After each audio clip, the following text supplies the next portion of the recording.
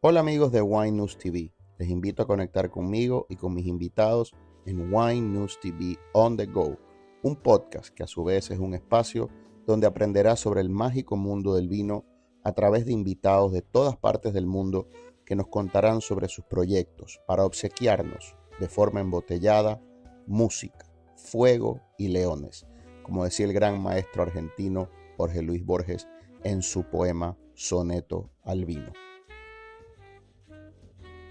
Este episodio es traído a ustedes por Planet Solar. Protege tus vinos y tus enseres eléctricos con las mejores placas solares en Puerto Rico. Las tengo en mi casa y por ello te recomiendo sus servicios. Llama a José Luis al 787-690-6444 para una consulta libre de costo y síguelo en Instagram vía JLR Planet Solar.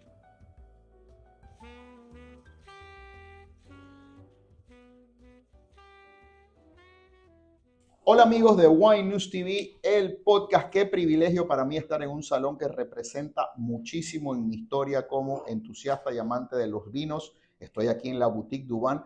Hace 18 años más o menos fue aquí donde me empecé a enamorar del vino gracias a la amiga Mari Cifre, educadora de vino y a quien siempre yo me refiero como mi eterna maestra. Y hoy vamos a hablar de unos vinos muy conocidos, muy queridos aquí en Puerto Rico. Dos de los tres los conozco, el tercero es una sorpresa para mí y lo vamos a hablar con el señor John López. Él es enólogo, tiene una historia extraordinaria trabajando con la familia Wagner, una familia muy conocida por muchos de sus vinos, principalmente el Caymus, el Belle Glos, el Quilt, que como ustedes saben salió en uno de mis episodios de la ruta gastronómica. Vamos ahora a make a little switch onto English, and we're going to chat about these three beautiful wines. They're all reds. I was just sharing with the audience that I've had two of these three several times, plenty of times.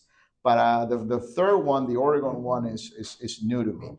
I am delighted to be here with you. I have heard that you have an illustrious career. You're from Hispanic descent. And let's start with that. Tell me a little bit about you, how you were brought up, whether you were exposed to wine growing up. Tell me a little bit about John López, the man behind the wine.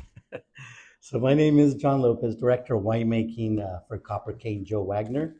I had a great opportunity to work for Caymus Vineyard. My father started, he came from Jalisco, from Guadalajara, and my mom is from Guanajuato. They migrated into the Napa Valley and settled in and had a great historical run in working for many vineyards. My dad worked for Mr. Charlie Wagner at Caymus Vineyard, and he finished his career with Chuck Wagner. I ventured into a criminal justice field, and I used to like working a lot. So I decided they forced me to take some time off. And since my dad worked at Caymus and Chuck offered a 1 month little stint to learn a little bit about my roots, I ended up in a nutshell falling in love with wine and working with the cellar crew. And I resigned from not just a job, I resigned from my career and threw myself into, in 1998, working in the cellar at Caymus Vineyard for Chuck Wagner. I worked there for 17 years and now going on 28. While I worked there, I worked with the cellar crew. I was self-taught by the crews there and mentored by Chuck. And I went from foreman to cellar master, assistant winemaker to winemaker, to eventually director of winemaking for Joe Wagner. And a very fun story. While I was learning about wine and going through the process, a young kid used to run around the winery, and he caught my attention, always with his dad, learning the trades and just kind of alongside like father-son, you know, growing up in the valley, being in the wine business. And that kid was Joe Wagner, who's soon... He's a rock star. He's a rock star. And I had a feeling, you know, getting to know him a little more, someday this young man may be my boss. How old is Joe now? Joe is 42. He's younger than I am. I'm 47. Yeah, yes. I've been following him for a while now, and you know, from social media to the delicious wines he produces. Yeah, he's a force of nature for sure. Right. So you have this recollection of him being a teenager running around. Yeah, he was running around, and he was assisting his dad with a lot of the wines at Camus, and just kind of progressing as kids do growing up alongside their, their fathers in the business. We happened to hit it off, and as Joe started his brands, one of them was Meiomi and Belle Glos were the two that basically both of us started to cross paths and assist. Joe wanted to do all the work. He would bring in grapes. He wanted to ferment the tank. One tank led to 2, led to 3, led to 4, and he was working from the morning to the evenings trying to do it all. And then, I felt a little more comfortable. I started moving some crews to help him out. Behold, these tanks turned out to be, components to Meiomi, and that's how Joe and our relationship grew. It wasn't a formal, hey, John, you're going to work with me. And this is the beauty of working with the Wagner family and Joe, is everything just happens like a family, like, okay, you're going to be doing this, and you're not really given a formal title. It just kind of happens. Yeah. So we just help Joe, and progress is implied, and then you work on it. Yes, and it's a very family environment, and he was very creative at a very young age. So we crossed paths. We started working kind of to lead into Belle Glos. 2001 was our... Belle Glos, isn't it a tribute to the grandmother family? Yes. I remember that. We'll get into that in a bit. Let's go to Oregon first. Hold that thought, because that's a real... And then we'll go to that one. I've been drinking Belle Glos since, forever. And the bottle with the wax and Joe's videos, they're addictive. You cannot stop watching them. And he dipping the bottle. It's in my bucket list to one day record a video with him doing that dip. You will make it. Does he do the dipping in California? Yes, he does it right in dead center. All right, Napa I am Valley. super excited about the first one. Can you pass me the bottle, John? Yes. So this is new to me. Pardon if I've been disconnected from the brands, but it seems to me, at least from a visual opinion, that this is new in the portfolio. The thought started at Camus. We started evolving Elouan even in the early years, and it finally has done full circle. So, okay. Yes. Okay, so it says here Elouan, which means good light. Good light or long light. In Oregon, you tend to get a little bit more of a longer light, more hang time, a little riper. So Elouan is a perfect name for that, because all the vineyards that we source from, we use 3 cores. We learned this, again, building a consistent brand as we built Meiomi, is how do you build a consistent brand year in and year after, which represents all our brands. So we source from Rogue, which is southern part of Oregon, then Umpqua, which is pretty much central Oregon, and some from Willamette. So Rogue builds the richness, the more ripe style. Umpqua builds a little acidity, and then Willamette also firmer acidity, and then it just balances everything out. So again, learning all these steps from creating Meiomi, and now we create Bowen, which is a triappellation of Sonoma, San Lucia, and Santa Maria Valley. You specialize in a particular grape, or you feel confident with pretty much everything, at least on the reds? On in particular with like Las Alturas, or no, do you aside from Pinot Noir, you also make Cabernet? Yes. Make Merlots? No, I feel in working with Joe, and then working alongside Chuck for many years, helping do all the whites. I helped with Conundrum. Yeah. Helped with Mercelet. Those are lovely. Yes, they're great wines. Now they make the red Conundrum, which is a knockout as well. The aromatics on those first 2 you mentioned are just... So working with Conundrum was like going to school, to the best school, because that taught me to work with Sauvignon Blanc, Chardonnay, all the varietals, all the different areas that we source from Monterey, San Lucia Highland Chardonnay. So to answer your question, we make Quilt Chardonnay. We make the new Meiomi is called Bowen. We do a Napa Valley red wine. We do, as we get into it, Quilt. We do Belle Glos, Pinots. We do a little bit of everything. The new brand that is up, very exciting, is called Thread Count. It's a red California blend, which the core is, which we're very excited about. It's the new one on our portfolio. Gotta try everything. Yes. I gotta try all of that. When I come to California, I'm making a promise here that whether it's this year I'm going to Argentina and Chile in June, but later on, who knows? It's part of the United States. Puerto Rico is like domestic flight from here to there.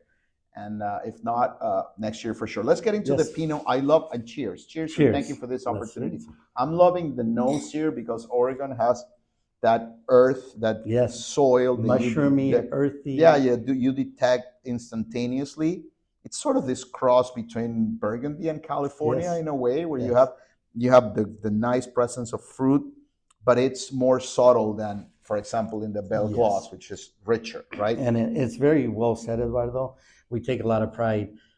We like to say a grape grown in Oregon and made in California. So you get a little bit of both. Stylistically, we ferment very differently. We do what is called cryo extraction to try to extract more color and flavor in this wine. So that means we basically throw dry ice in the grapes. We freeze them. Otherwise, you get that lighter, more Burgundian color. It doesn't affect your nose.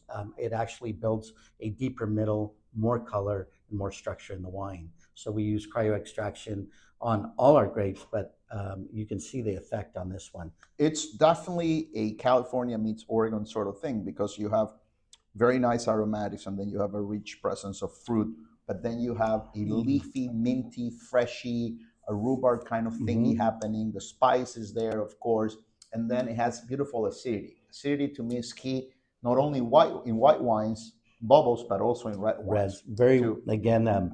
It basically makes your mouth water, and you want a little more. It's not tart. It's very well balanced, and it's crunchy red fruit. Yes.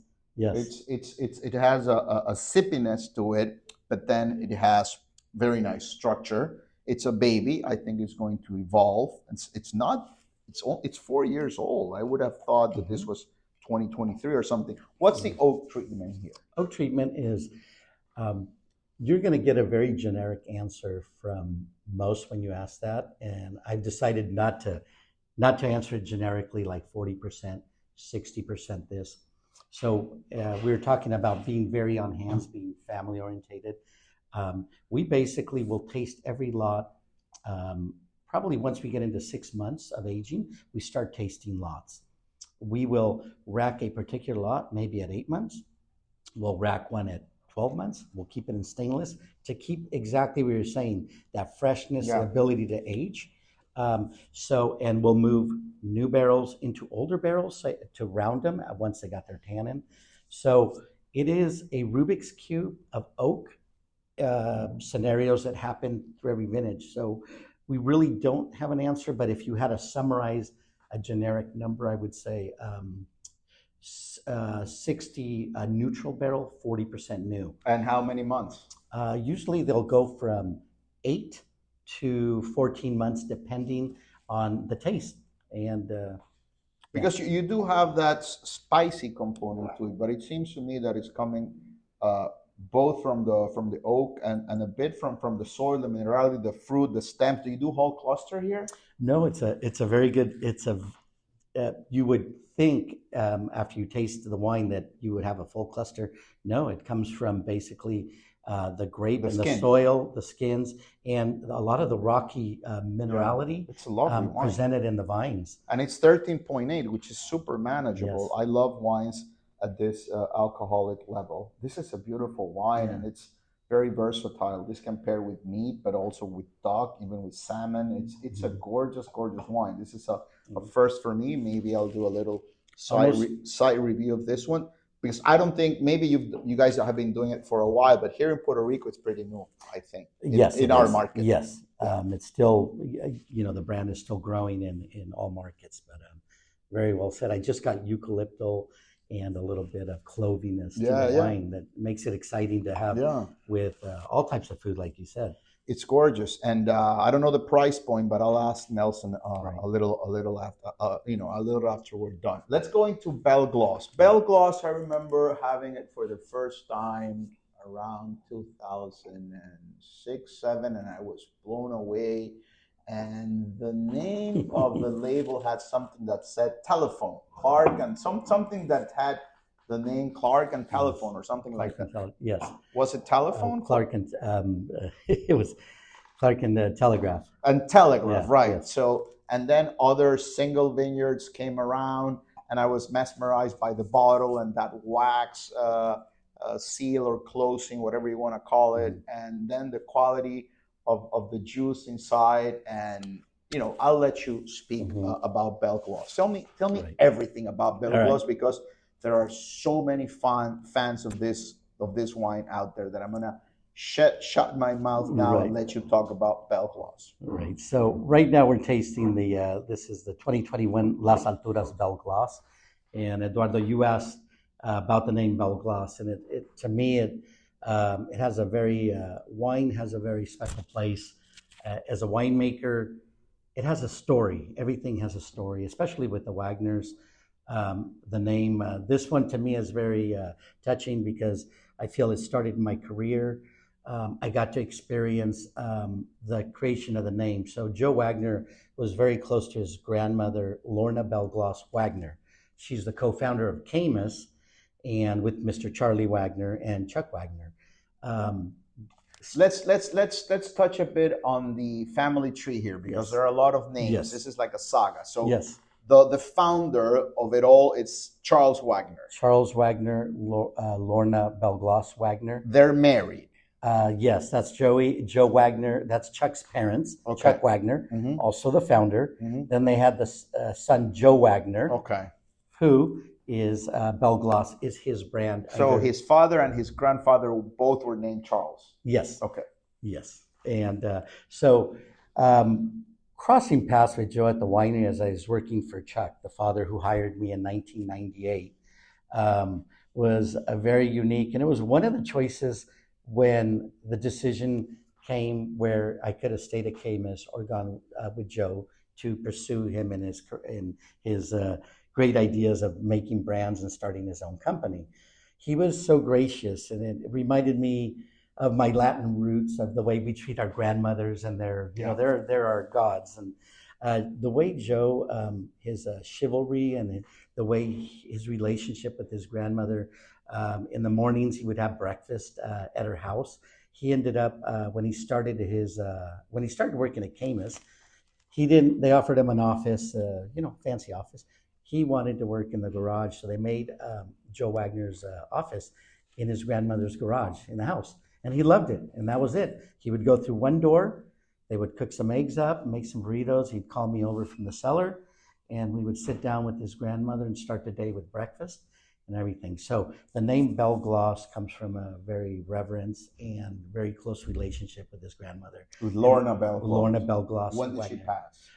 She passed, let's see, at the age of,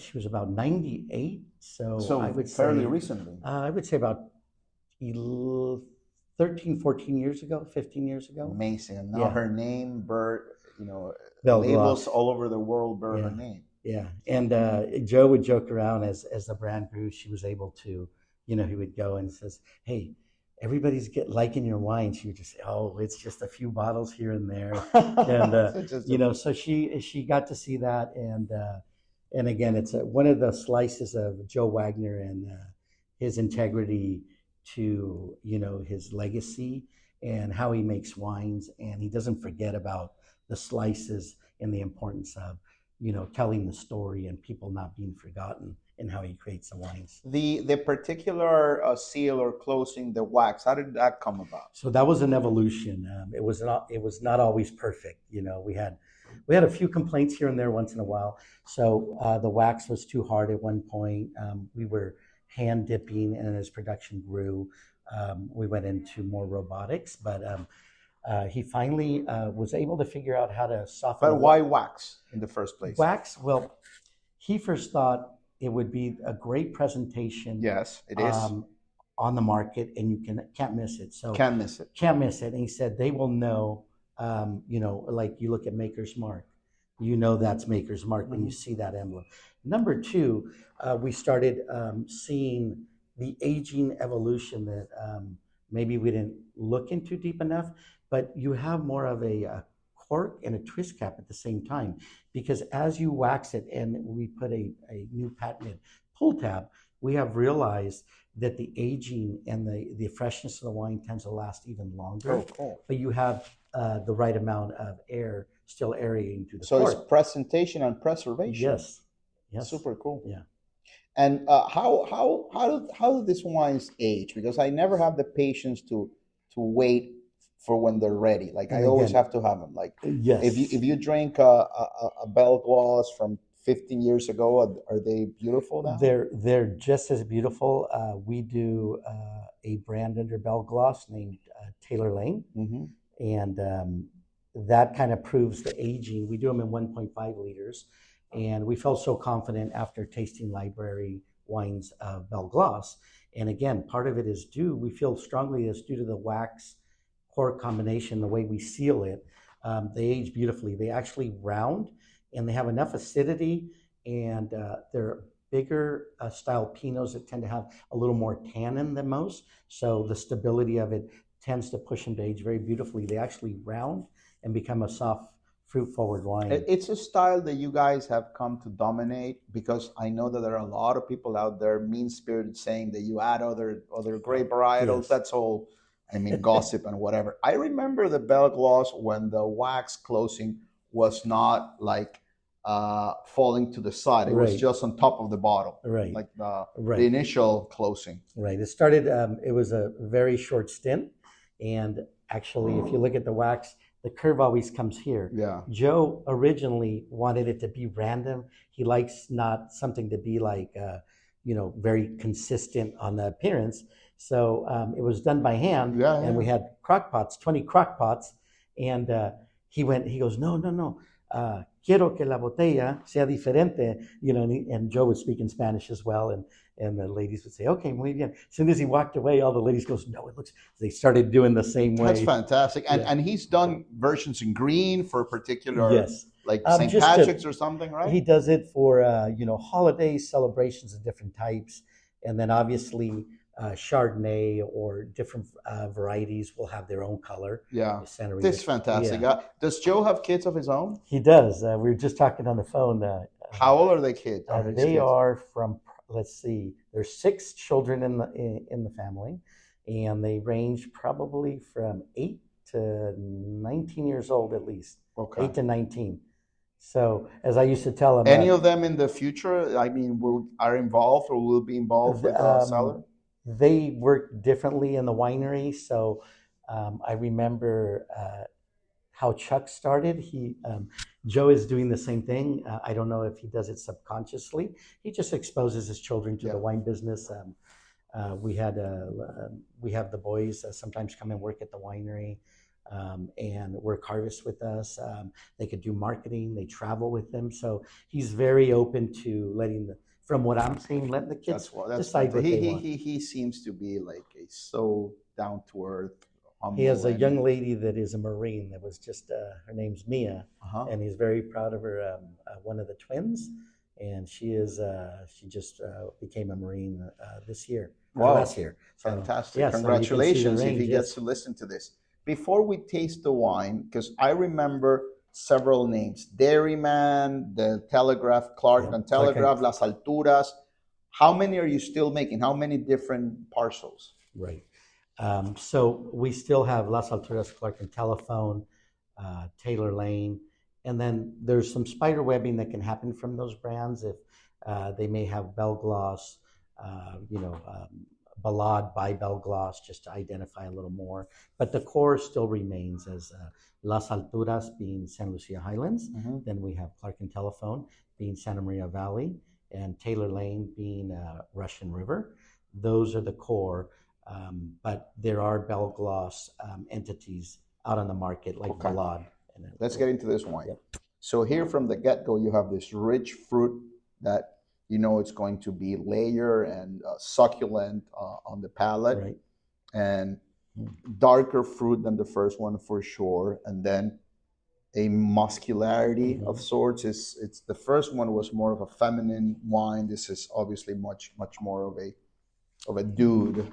But still you have, in spite of the power of this wine, and I love about this wine is that you do have those components of high quality fruit that still have a freshness, minty kind of thingy that's happening. I don't know if it's a red tea thingy. There's the richness, but you also have some freshness to the power. Let me see it on the palate.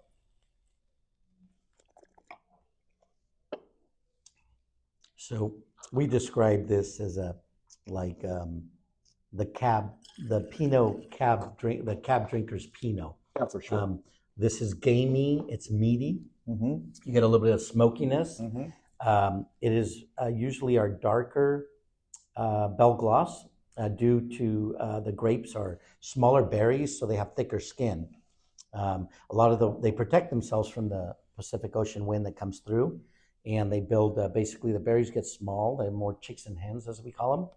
Skins get thicker, so you're always going to get a richer, darker, more of a bigger middle fruit style wine from that property, Las Alturas. It reminds me a bit of this this sort of, I don't know if it's a treat or a candy. You have the cherry covered in chocolate. Yes. It's Yes. lovely. Muddled cherry and chocolate. Yeah. That kind of aged cherry with chocolate. Yeah. Absolutely. And there's Yes. some That is anise. It's nice.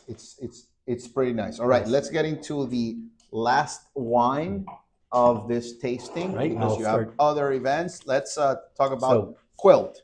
So Quilt, I get a lot of heat from Joe Wagner because when he first presented the name, and I stick with my guns. I said I didn't like the name, but he hadn't told me the story and the evolution of the name. I said, oh, it's a quilt. It sounds like an older blanket, this and that. And anyways, I have to come clean when I talk about quilt about that. But quilt means basically it's a beautiful name, illustrating and reminding us of the layout of the Napa Valley. It's a patchwork from the heights from Atlas Peak, the valley floors, Calistoga, where it's warmer, where we get warmer, higher bricks cab. So quilt, basically, the name represents the layout of the Napa Valley where we source all our fruit. We're having the 22 vintage. Is 100% cap? It is 100% cap.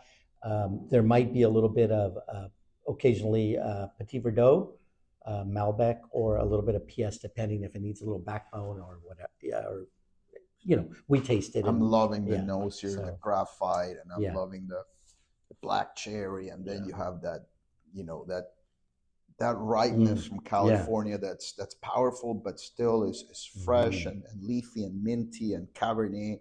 It has And it's this one. full- It has so it's much full going throttle, full throttle Cabernet. Let's give it a whirl.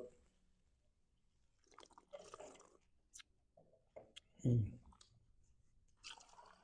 And you could, on that taste, you can taste cedary smokiness. And we used a proprietary barrels that we build. We go to France. We have them build them particularly the way we want them for a lot of our brands that no one else has. And you can taste the vanillins on the wine that comes from the toasting level and how we do it and how we extract from the oak. And I love that at the finish, it has this drying sensation that once you go for a piece of meat or a steak, and then the concentration of fruit, it's predominant, but it's not jammy or sweet. It's rich, right? It's fruity, and The it has acidity brings you back. brings you back, and at the end I get that lovely like menthol, minty greenness to it. It's very nice. And again, this is a gorgeous wine for those of you out there who have had Camus for a number of years and have been big fans of Camus. I remember when Camus had that yellow label with a leaf in the middle. Yes. Remember that Yes. time? Yes. Yeah, so this is a wine that's fantastic. I think it has been in our market in Puerto Rico for 5-6 years, if I'm not mistaken. Right. It's really, really nice. John, thank you so much for this Thank you. opportunity. Thanks for having me. Thank you to Plaza Cellars. I hope that we cross paths in the future again. You're more than welcome. Hopefully in California or here. Please extend my gratitude, appreciation to the Wagner family as a consumer, because I've been buying their wines for a number of years. Gracias, mi gente. Gracias a Plaza Cellars, a la Boutique Dubán. Vamos a repasar los vinos de la charla de hoy. Tomamos un Pinot Noir de Oregon, Elouan. Tomamos el Belle Glos, las alturas. Este vino tiene mucha salida aquí en Puerto Rico y es un Pinot Noir muy potente, estructurado, con muy buena fruta, perfecto para aquellos de ustedes que son tomadores de Cabernet Sauvignon, de Malbecs, pues prueben este Pinot Noir. Y luego terminamos con un vino que siempre me ha encantado, el Napa Valley Quilt. Es Cabernet Sauvignon de diferentes parcelas de California y son todos vinos para aquellos de ustedes que les gusta acompañar el vino con la comida. Son muy ricos. Recuerden suscribirse, dejarnos un comentario, presionar la campanita para que les lleguen notificaciones del podcast y por supuesto recordar que en el mundo del vino lo importante no es la meta o el destino, sino el recorrido y el viaje. Gracias por su sintonía, John. Gracias de verdad, de todo corazón. Será hasta la próxima. Nos vemos. Bye bye. Este fue el episodio de hoy. Recuerda dejarnos una reseña para que nos ayudes a crecer, suscribirte y recomendarnos con tus amigos amantes del vino. No importa cuán avanzado estés en el recorrido de enamorarte de aquello que decían sobre el vino. Son uvas transformadas en poesía. Aquí hay espacio para todos. Salud y como siempre, dale share.